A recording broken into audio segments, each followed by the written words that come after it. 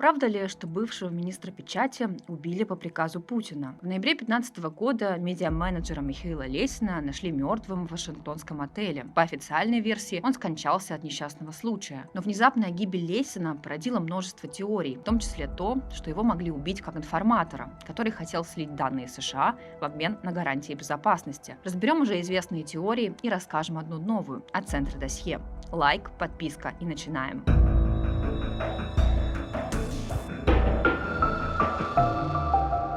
Если искать человека, который заложил фундамент для современного медиапространства в России, то это вполне может быть Михаил Лесин. Именно он стоял у истоков информационной политики государства, выстраивая систему контроля над СМИ и формируя новую пропагандистскую реальность. Например, сыграл ключевую роль в запуске Russia Today, а также в консолидации крупнейших телеканалов под государственным управлением и в перераспределении активов. В том числе курировал переход НТВ под контроль Газпром Медиа. Его влияние выходило далеко за рамки министерского кресла, а его знания о внутренней кухне власти делали его ценным инсайдером российской элиты. Есть версия, что это и сыграло с ним злую шутку. Если верить докладу бывшего британского разведчика Кристофера Стила, Лесин мог быть убит по приказу олигарха, близкого к Кремлю, из-за опасений, что он передаст информацию о внутренней кухне РТ американским властям. Официально США признали смерть Лесина несчастным случаем и не нашли следов насильственной смерти. Но характер травм и противоречия в расследовании породили массу вопросов. Был ли он жертвой случайной трагедии, внутренних разборок, или же стал разменной картой в большой политической игре? Вопросов больше, чем ответов.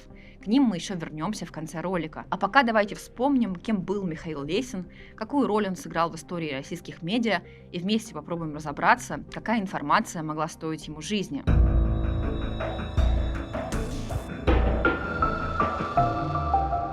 Лесин родился в Москве в 1958 году в еврейской семье военного строителя. Детство провел в Монголии, где служил его отец. После школы пошел в армию и 2 года провел в морской пехоте. После демобилизации – инженерный институт. Через несколько лет работы по профессии он неожиданно ушел в театр-студию Паноптикум. Затем в 1988 году попал в игротехнику – творческое объединение, связанное с КВН. Там он занимался рекламой, продюсировал передачи, вел коммерческие проекты. Тогда в России только-только появлялась реклама, и именно Лесин стоял у истоков рынка. В 90-м году он вместе с Юрием Заполем основал компанию РТВ, радио и телевидение, которая позже изменила название на Video International и стала крупнейшим оператором телерекламы в России. В 93-м году он возглавил телекомпанию ТВ Новости, входившую в РИА Новости. Там он создавал рекламные ролики. Примерно тогда же Лесин решил заняться политикой. Он разрабатывал предвыборные кампании. Сначала для партии «Наш дом Россия» в 95-м году, а потом и для Бориса Ельцина в 96-м, когда российские медиа фактически спасли рейтинг больного президента перед выборами, обеспечив ему победу над Геннадием Зюгановым. В прессе Лесина называли одним из создателей предвыборных роликов «Верю, люблю, надеюсь» и «Спаси и сохрани». Мы, безусловно, обязательно победим, потому что мы верим, любим, надеемся. Лесин – ключевая фигура, отвечавшая за телевизионную рекламу и наружную агитацию. По данным СМИ, именно он придумал слоган «Голосуй сердцем» и запустил формат еженедельных радиообращений президента к народу. Не мудрено, что успехи в политической рекламе открыли перед Лесиным двери в Кремль. Он стал начальником управления по связям с общественностью в администрации президента России, а через год перешел в ВГТРК, где занял кресло первого заместителя председателя. Под его руководством в ВГТРК вошли телеканалы «Россия» и «Культура», радиостанции «Маяк» и «Радио России», информационное агентство РИА Новости, а также все государственные телерадиокомпании в регионах. Так Лесин провел реформу, благодаря которой государственные телеканалы и радиостанции стали управляться централизованно. Это усилило контроль власти над информационной повесткой и помогло выстроить единую линию подачи новостей. В 1999 году Лесина назначили министром печати, телерадиовещания и средств массовой информации. Крупнейший российский медиахолдинг «Газпром Медиа» сформировался именно при участии Михаила Лесина. Он подписал протокол номер 6, согласно которому «Газпром» приобретал ЗАО «Медиамост» за $773 миллиона США. При этом бывшему владельцу Владимиру Гусинскому гарантировалось прекращение уголовного преследования. В марте 2004 года Министерство печати упразднили, а его функции передали вновь созданному Федеральному агентству по печати и массовым коммуникациям, вошедшему в состав Министерства культуры и массовых коммуникаций. Так Лесин ушел с поста министра, но работу в Кремле продолжил. С апреля 2004 по ноябрь 2009 он занимал пост советника президента. президента. Курировал СМИ, интернет-технологии, интеллектуальную собственность. В этот период Лесин и стал праотцом RT. Он инициировал создание международного новостного телеканала Russia Today. Канал должен был представлять российскую точку зрения на мировые события. Формально Лесин ушел в отставку с поста советника по своему желанию, но Интерфакс писал, что причиной были систематические дисциплинарные нарушения, несоблюдение правил госслужбы и этических норм, а еще использование служебного положения в личных целях. Слова собеседников, близких к Кремлю, в своем материале приводил Forbes. Якобы на посту советника Лесин действовал своевольно, вопреки указаниям, в том числе уезжал за границу без договоренности с руководством. Медведев считал это проявлением нелояльности. Несколько раз он вскипал, но потом остывал. Forbes пишет, что последней каплей стала история с компанией Триколор, оператором цифрового телевидения. Как точно было, мы не знаем, но вот версия издания. Глава «Газпром Медиа» Николай Сенкевич вел переговоры о покупке Триколора, когда Михаил Лесин неожиданно вмешался, пытаясь, по слухам, выступить посредником в продаже спутникового оператора Юрию Ковальчуку. Сенкевич якобы пожаловался на него Дмитрию Медведеву. Лесин не стал искать поддержки у Путина, а тот, судя по всему, не вмешивался в ситуацию. Пресс-секретарь президента Дмитрий Песков позже заявил, это решение не согласовывалось с Путиным. Дмитрий Анатольевич, будучи президентом, самостоятельно принял его в отношении своего советника. Сам Лесин в интервью Forbes не захотел комментировать обстоятельства своей отставки. В 2013 году Лесина пригласили возглавить «Газпром Медиа». Под его руководством холдинг расширил влияние и приобрел новые активы. Например, купил телеканалы «Пятница», ТВ3, «Дважды два», а также радиостанции «Авторадио» и «Юмор-ФМ». Но в декабре 2014 года стало известно о его отставке, а вскоре Лесин умер в номере отеля Dupont Circle в Вашингтоне. Надо сказать, отель этот весьма дешевый по сравнению с теми, где привык отдыхать Лесин. Гибель бывшего министра вызвала широкий резонанс и породила множество обсуждений в СМИ, а также конспирологических теорий. Изначально, ссылаясь на семью Лесина, СМИ сообщали, что причиной смерти стал сердечный приступ. Однако в марте 2016 года офис главного судебного медика Вашингтона опубликовал отчет, согласно которому Лесин скончался от тупых силовых травм головы, а также у него были множественные повреждения шеи, тела, рук и ног. То есть, скорее всего, Лесина сначала ударили по голове чем-то твердым и массивным, кулаком, кирпичом, стулом, битой и так далее, а затем били по телу. Вскрытие при этом указывало на тяжелую алкогольную интоксикацию. Перед смертью Лесин прилично выпил. Позже газета The New York Times, ссылаясь на свой источник, сообщила, что травмы на теле Лесина могли быть результатом какой-то ссоры, произошедшей до его возвращения в номер отеля, где позже его обнаружили мертвым. Но что Лесин вообще забыл в Вашингтоне?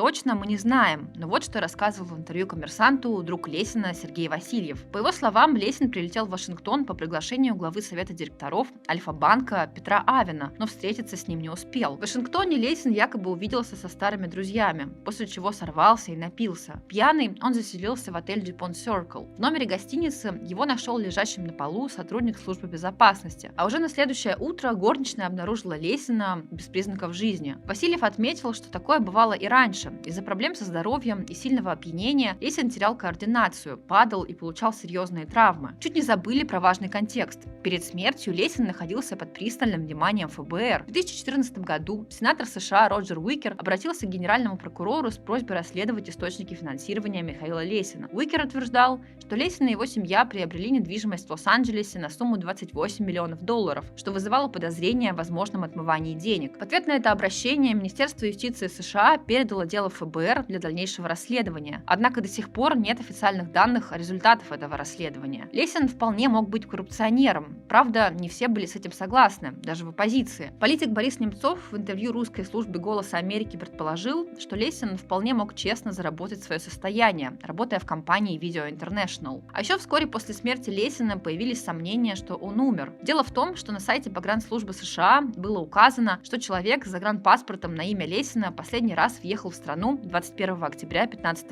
года, а выехал уже 15 декабря, то есть спустя 40 дней после смерти. В итоге выяснилось, что чудо не случилось. Представитель погранслужбы Майкл Фрил сообщил, что запись в базе данных службы таможенной и пограничной охраны была сделана для того, чтобы закрыть неиммиграционную визу усопшего, и она не свидетельствует о реальном отъезде из США на коммерческом или частном самолете. Он подчеркнул, что это стандартная процедура.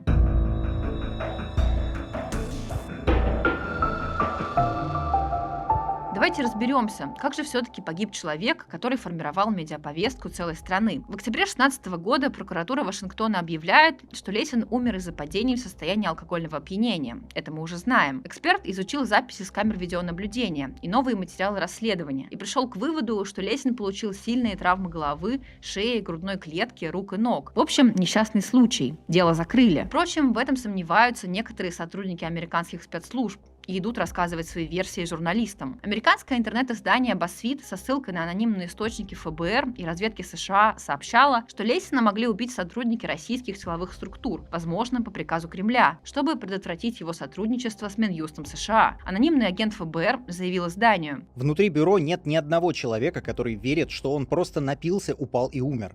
Все уверены, что его убили, и за этим стоит Путин или Кремль. Лесина якобы пригласили на разговор с американской стороной, чтобы он выдал внутреннюю информацию РТ, но он скончался за день до встречи. По данным издания, номер отеля, где умер Лесин, оплатил Минюст США. А еще у Лесина были травмы, не характерные для несчастного случая, в том числе сломанные ребра. По информации BuzzFeed, убить его могли бейсбольной битой. А через год тот же BuzzFeed опубликовал секретный отчет бывшего британского разведчика Кристофера Стила для ФБР. Именно Стил — автор того самого скандального досье о российских связях Дональда Трампа. Этот отчет по Лесину он сделал после того, как поговорил с 11 информаторами из ФБР и разведки. Согласно докладу, Лесина забили до смерти наемники, работающие на олигарха, близкого к Путину. Об этом же сообщили 3 независимых источника ФБР. Они утверждают, что убийцы были сотрудниками российских спецслужб, выполнявшими частный заказ. По данным Стила, Лесина не собирались убивать, а лишь хотели запугать, но преступники перестарались. Еще 3 источника, бизнес-партнер Лесина и 2 разведчика,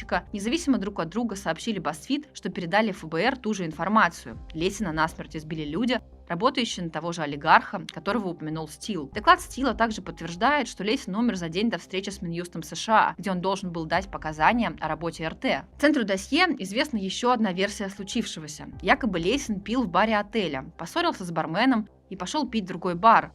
Но на улице его сбила машина. Водитель не остановился и уехал. А Лесин смог добраться до номера, где и умер. Найти автомобиль правоохранительные органы не смогли. Похоже на операцию по устранению, не правда ли? Но официальная позиция Америки остается неизменной. Никакого криминала, несчастный случай. ФБР заявила это, поставив точку в расследовании в 2018 году. Спецслужба опубликовала отчет, где подтвердила, что причиной смерти стали травмы, полученные в результате падений на фоне острого алкогольного опьянения, а смерть не была насильственной. Вопросы вызывает и отчет Офиса главного судебного медика, который опубликовала Вашингтонская полиция в 2019 году. 149 страниц дела о смерти Лесина, предоставленные журналистам Радио Свобода. Документ, во-первых, оказался частично отредактированным. Многие фрагменты были скрыты, а в оставшихся нет упоминаний ни об ударах тупым предметом, ни о падениях, которые официально названы причиной смерти. Во-вторых, в отчете появилась информация о новой травме, которая характерна для удушения. У Лесина нашли перелом подъязычной кости, который мог быть получен, цитата,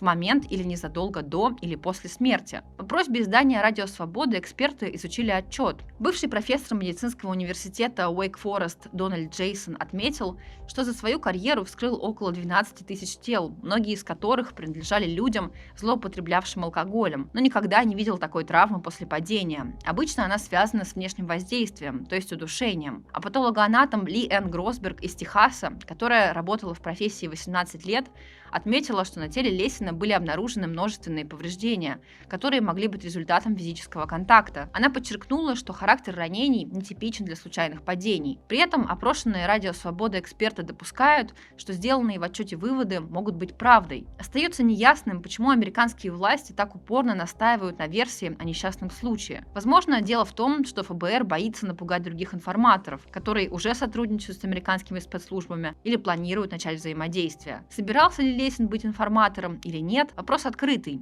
Ясно одно, он знал очень многое. Совсем недавно, в конце 2024 года, агентство Bloomberg сообщило, что ряд убийств политических оппонентов санкционировал непосредственно Путин. Издание ссылается на частично рассекреченный отчет американской разведки, который раскрыли по запросу журналистов. Среди прочих в тексте упоминается и Михаил Лесин. Впрочем, прямых доказательств причастности Путина к его гибели представлено не было. На протяжении последних лет произошла серия громких смертей, начавшаяся с отравления бывшего российского шпиона Александра Литвиненко в Лондоне в 2006 году. В 2015 произошло еще 2 подобных случая. Сначала был застрелен российский политик и яркий критик Кремля Борис Немцов в Москве. Затем бывший медиамагнат Путина Михаил Лесин умер в Вашингтоне. Позже полиция сообщила, что причиной смерти стали травмы от тупых ударов, полученные в результате многочисленных падений в гостиничном номере. Через месяц после смерти Лесина комитеты по разведке Палаты представителей и Сената потребовали предоставить объяснение. Всего через 3 года после смерти Лесина отравляют семью Скрипалей, и журналисты вновь вспоминают про загадочную гибель министра. Оба дела объединяют подозрения в том, что людей, обладающих важной информацией, убрали или хотели убрать насильственно. При этом мы не знаем, собирался ли Лесин передавать какие-либо данные. Не знаем, случайно ли он оказался в Вашингтоне за несколько дней до смерти. Не знаем, сбили ли его случайно или нет. И, возможно, никогда не узнаем. Это была программа «Конспирология» и журналистка Дарья Ферьян.